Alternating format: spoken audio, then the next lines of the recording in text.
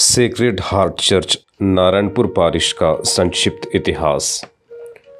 11 मई वर्ष 2007 को नारायणपुर को बस्तर जिले से अलग कर दिया गया और एक नया जिला बनाया गया। जिले में कुल 366 गांव शामिल हैं और इसका कुल क्षेत्रफल 20.98 किलोमीटर है। नारायणपुर शहर जिले का प्रशासनिक मुख्यालय है। यह छत्तीसगढ़ के कोंडागांव और बीजापुर जिलों से घिरा हुआ है। 2011 की जनगणना के अनुसार जिले की जनसंख्या 1,40,206 है, जिसमें पुरुष एवं महिला जनसंख्या क्रमशः 70,189 एवं 58,379 हैं। कुल जनसंख्या में से 70% से अधिक आदिवासी हैं, जिनमें गोंड, माड़िया, मुरिया, धुरवा, भतरा, हल्बा आदि शामिल हैं।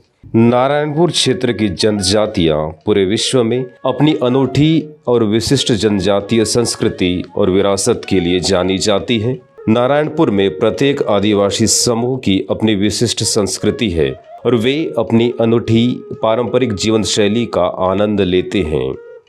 प्रत्येक जनजाति ने अपनी बोली विकसित की है और वे अपनी वेशभूषा, खान पान, रीति रिवाजों, परंपराओं और विभिन्न देवी देवताओं की पूजा में एक दूसरे से भिन्न हैं। बड़ी संख्या में नारायणपुर आदिवासी अभी भी गहरे जंगलों में रह रहे हैं और अपनी अनूठी संस्कृति की रक्षा के लिए बाहरी लोगों के साथ घुलने मिलने से बचते हैं। सबसे अधिक आदिम जनजातियां नारायणपुर तहसील के अबुझमाड़ और ओरछा क्षेत्र में रहती हैं। गोंड, हल्बा, माड़िया और पहाड़ी माड़िया यहाँ के निवासी हैं और वे अपनी अपनी बोलियाँ जैसे गोंडी, हल्बी और माड़िया आदि बोलते हैं। उनकी रहने की स्थिति बहुत निम्न स्तर की है। वे अपने पदार्थों के लिए अधिकतर प्राकृतिक संसाधनों पर निर्भर रहते हैं। उनकी अर्थव्यवस्था मुख्यतः जंगलों के इर्द गिर्द घूमती है। इन प्राकृतिक संसाधनों के उचित उपयोग और संरक्षण के लिए उनके पास अपना पारंपरिक ज्ञान है।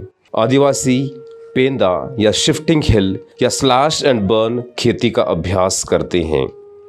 नारायणपुर की जनजातियां अपने रंगीन त्योहारों, कला और शिल्प के लिए भी जानी जाती हैं। नारायणपुर मेला इस क्षेत्र का सबसे प्रसिद्ध त्योहार है। नारायणपुर के आदिवासी भी धातु के साथ काम करने वाले शुरुआती लोगों में से थे और आदिवासी देवताओं, जानवरों, तेल के दिए, गाड़ियों और जानवरों की सुंदर मूर्तियां बनाने में विशेषज्ञता रखते थे। दीप्ति भवन नारायणपुर। वर्ष 1972 में जब CMI मिशनरी बस्तर क्षेत्र में पहुंचे तो उन्होंने बहुत कम समय में बस्तर की सभी तहसीलों में पहुंचने की योजना बनाई। योजना के अनुसार जगदलपुर के तत्कालीन एक्सार्केट मोनसेन्योर पॉलिनोस जिरकत CMI ने 1973 में रेवरेंड फादर अगस्टिन स्ट्राम्बिकल CMI को नारायणपुर मिशन सौंपा। शुरुआत में उन्होंने कांकेर से नारायणपुर का दौरा किया और स्थितियों को जाना, जबकि गोविंदपुर कांकेर में एक छोटी सी झोपड़ी में रहकर उन्होंने नारायणपुर में उद्घाटन के लिए हर संभव प्रयास किया। निरंतर एवं अथक प्रयासों से रेवरेंड फादर अगस्टिन स्ट्राम्बिकल को वर्ष 1974 में नारायणपुर में एक किराए का घर मिल गया। इस बीच उन्हें इलाके के लोगों का अच्छा समर्थन मिला और वह जमीन का एक टुकड़ा खरीदने में सक्षम हो गए। नारायणपुर तहसील कार्यालय से श्री मनीराम से प्रेस्बिटरी का निर्माण वर्ष 1975 में शुरू किया गया और इसे स्वर्गीय बिशप पॉलिनोस जिरकत CMI द्वारा आशीर्वाद दिया गया था। असीसी शांति भवन स्वास्थ्य केंद्र नारायणपुर। 25 जुलाई 1976 को बिशप मार पॉलिनोस जिरकत CMI के निमंत्रण के अनुसार स्वास्थ्य और सामाजिक कार्य के क्षेत्र में अपनी मिशनरी सेवा शुरू करने के लिए ASMI धर्म बहनों ने बस्तर की भूमि में अपना कदम रखा।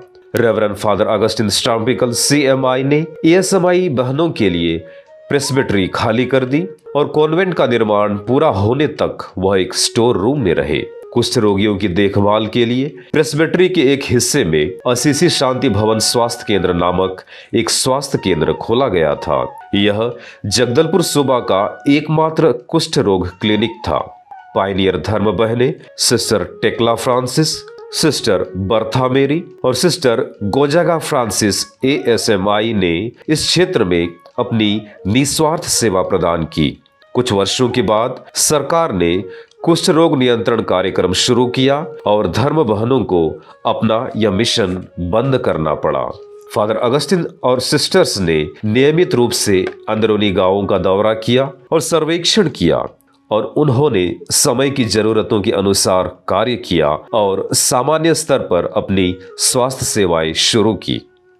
वर्ष 1977 में फादर अगस्टिन ने ASMI धर्म बहनों के लिए 4.16 एकड़ जमीन खरीदी और कॉन्वेंट भवन का निर्माण किया। 28 अगस्त 1979 को असीसी शांति भवन ASMI कॉन्वेंट को आशीर्वाद दिया गया और बिशप मार पॉलिनुस जिरकत CMI द्वारा उद्घाटन किया गया। धर्म प्रांत की सहायता और समर्थन से फादर अगस्टिन ने वर्ष 1980 में ग्रामीणों के लिए एक औषधालय शुरू किया। फादर कुरियन माम्ब्रा ने ASMI धर्म बहनों के मार्गदर्शन में कुम्हारपारा में अल्फोंसा बालिका भवन नामक गर्ल्स हॉस्टल शुरू किया। शुरुआत में पवित्र मिस्सा बलिदान छोटी इमारत की बरामदे में चढ़ाया जाता था और कॉन्वेंट के निर्माण के बाद कॉन्वेंट चैपल का उपयोग धार्मिक अनुष्ठान के लिए किया जाने लगा।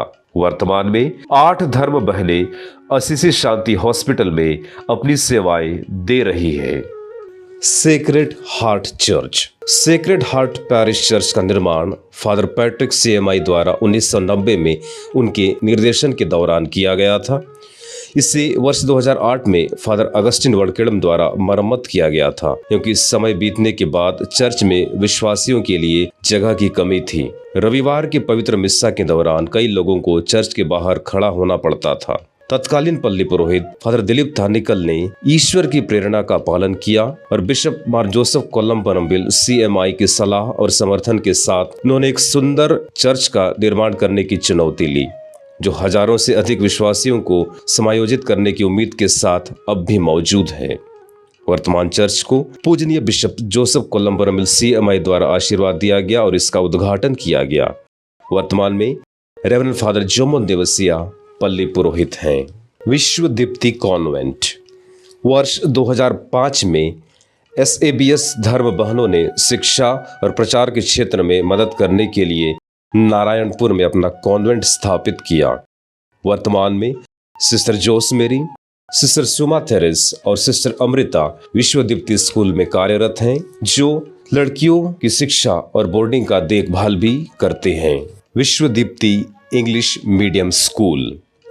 विश्व दीप्ति इंग्लिश मीडियम स्कूल की शुरुआत वर्ष 2006 में रेवरेंड फादर डोमिनिक पेरोनिलम के द्वारा किया गया था, जिसे वर्ष 2009 में रेवरेंड फादर अगस्टिन वडकेड़म द्वारा पूरा किया गया। अन्य गतिविधियां। शुरुआत में नारायणपुर स्टेशन पर एक कुष्ठ रोग क्लिनिक और औषधालय, मेडिकल आउटरीच कार्यक्रम, काम के बदले भोजन आदि कार्यक्रम थे, लेकिन बाद में लोगों के असहयोग के कारण कुछ गतिविधियां बंद कर दी गईं। वर्तमान में नारायणपुर स्टेशन ग्रामीण कार्य, धर्म प्रचार, शिक्षा, स्वास्थ्य सेवा, लड़के और लड़कियों के लिए छात्रावास उपलब्ध कराने का कार्य करता है। प्रभारी पल्ली पुरोहितों की सूची। वर्ष 1973 में मिशन क्षेत्र में प्रभु की सेवा करने की प्रबल इच्छा के साथ फादर अगस्टिन स्ट्राम्पिकल ने नारायणपुर की खूबसूरत आदिवासी भूमि में अपनी मिशनरी यात्रा शुरू की और 1974 से चर्च और उसके लोगों की सेवा की। उनका कार्यकाल 1974 से लेकर 1984 तक था। उनके पश्चात reverend father Joseph Kavalam CMI, जिन्होंने वर्ष 1984 से 1985 के दौरान जोश और उत्साह के साथ नारायणपुर कैथोलिक चर्च में 1 वर्ष तक अपनी सेवाएं दी।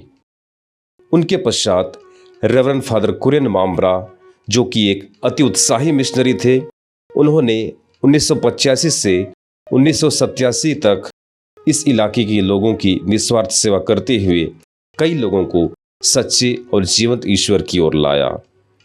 उनके पश्चात रेवरेंड फादर एंटनी मैरिस CMI, जो यहाँ पर 1987 से 1990 तक अपनी सेवाएं देते रहे और जिन्होंने अपनी गहरी आध्यात्मिकता से विश्वासियों को प्रेरित किया और उन्हें ईश्वर के करीब ला दिया। उनके पश्चात रेवरेंड फादर पैट्रिक सीएमआई, जिन्होंने 1990 से 1999 तक नारायणपुर चर्च में अपनी सेवाएं दी, उनके निर्देशन के दौरान पारिश चर्च का निर्माण किया गया था।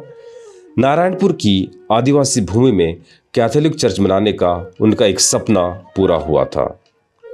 उनके पश्चात रेवरेंड फादर एब्राहम मालियेकल सीएमआई, जो कि 1999 से 2004 तक अपनी सेवाएं नारायणपुर में दी, वे गहरी आध्यात्मिकता वाले एक महान व्यक्ति थे, जिन्होंने लोगों के दिलों में अपना एक विशेष स्थान बनाया। उनके पश्चात रेवरेंड फादर सेबेस्टियन माउंकल सीएमआई ने नारायणपुर चर्च में अपनी सेवाएं दी। वे 2004 से 2005 तक यहाँ पर अपनी सेवाएं देते रहे। फादर सेबेस्टियन माउंकल एक प्रसिद्ध उपदेशक हैं, जिन्होंने वास्तव में ईश्वर के लोगों को एक बहुत ही अच्छी धर्म शिक्षा दी। उनके पश्चात रेवरेंड फादर डोमिनिक पेरोनेलम ने 2005 से 2008 तक अपनी सेवाएं दी। वह शिक्षा के मूल्य को समझते थे और उन्होंने एक अंग्रेजी माध्यम शुरू करने की बहुत इच्छा थी और ईश्वर के आशीर्वाद से वह नारायणपुर में एक स्कूल स्थापित करने के अपने सपने को पूरा कर सके। उनके पश्चात रेवरेंड फादर अगस्टिन वेणकड़म, जिन्होंने अपनी सेवाएं 2008 से लेकर 2011 तक नारायणपुर में दी। फादर अगस्टिन एक व्यवहारिक एवं सार्वजनिक संपर्क रखने वाले व्यक्ति थे। ये वही हैं जिन्होंने पुराने चर्च का जीर्णोद्धार किया और लोगों की देखभाल में बहुत योगदान दिया, जिन्होंने अपनी सुख सुविधाओं की परवाह किए बिना चर्च और अपने लोगों की सेवा की। उन्होंने विश्वदीप्ति स्कूल का निर्माण कार्य पूरा किया। उनके पश्चात reverend father Sunny CMI Narayanpur आए और उन्होंने वर्ष 2011 से 2014 तक अपनी सेवाएं यहाँ पर दी। वह एक प्रसन्नचित्त और सरल व्यक्ति हैं, जिनका बच्चों एवं लोगों के दिलों में हमेशा एक स्थान बना है। उन्होंने वास्तव में नारायणपुर में विश्वासियों के विकास में बहुत योगदान दिया। उनके पश्चात रेवरेंड फादर दिलीप थानिकल वर्ष 2014 से लेकर 2018 तक नारायणपुर में थे और यहाँ रहकर उन्होंने अपनी महत्वपूर्ण सेवाएं दी। अनुशासन और समय की पाबंदी वाले एक मिशनरी के रूप में वे जाने जाते हैं। उन्होंने अपने निरंतर एवं अथक प्रयास से जगदलपुर धर्म प्रांत के लिए नारायणपुर शहर के मध्य में ईश्वर के एक सुंदर गिरजाघर का निर्माण कराया। उनके पश्चात रेवरेंड फादर शिनोद चाको, जो वर्ष 2018 से लेकर 2019 तक नारायणपुर में अपनी सेवाएं दी। फादर शिनोद थोड़े ही समय में सभी विश्वासियों और लोगों का दिल जीत लिए। इनके अलावा रेवरेंड फादर कुरियास करियामुंडकल, रेवरेंड फादर जैसन कुरियाकोस, रेवरेंड फादर प्रिंस के एंटनी ने सहायक पल्ली पुरोहितों के रूप में भी नारायणपुर पारिश के चर्च में अपनी सेवाएं दी। 2 जनवरी वर्ष 2023 एक अति महत्वपूर्ण दिन। जैसे ही हम पवित्र हृदय कैथोलिक चर्च के स्वर्ण जयंती वर्ष में प्रवेश कर रहे थे, हम सभी को एक बड़ी त्रासदी के प्रत्यक्षदर्शी बनने के लिए मजबूर होना पड़ा। सेक्रेड हार्ट चर्च और हमारे कैथोलिक धर्म प्रांत जगदलपुर के इतिहास में एक महत्वपूर्ण दिन 2 जनवरी 2023 को दोपहर में एक आक्रामक भीड़ द्वारा हमारे सेक्रेड हार्ट चर्च में तोड़फोड़ की गई। केवल टूटी हुई दीवारें और छत रह गई। सारा सामान, चर्च और प्रेस्बिटरी पूरी तरह से नष्ट हो गया और ईश्वर की कृपा से किसी पर कोई शारीरिक हमला नहीं हुआ। वर्तमान पल्ली पुरोहित रेवरेंड फादर जोमोन देवसिया घबरा या निराश नहीं हुए, बल्कि ईश्वर की कृपा पर भरोसा करते हुए उन्होंने शांत रहने की ताकत हासिल की और बहादुरी से स्थिति को संभाला और अधिकारियों से सुरक्षा मांगी। हमारे कई फादरगण एवं धर्म बहनें और हमारे भाई हमारा समर्थन करने आए। उन्होंने हमसे सहानुभूति व्यक्त की और हमें सांत्वना दी। यह हमारी कल्पना से परे है कि जिस चर्च में तोड़फोड़ के बाद कुछ भी नहीं बचा था, केवल ईश्वर की कृपा और दूर दूर से आए विभिन्न परोपकारियों के बहुमूल्य योगदान से हम आज अपने टूटे हुए चर्च को, ईश्वर के एक सुंदर मंदिर को पुनर्स्थापित कर सके। ईश्वर द्वारा समय पर हस्तक्षेप के लिए ईश्वर के प्रति कृतज्ञता से भरे हृदय के साथ आज हम यहाँ उपस्थित हैं। यह सब हमने अनुभव किया है।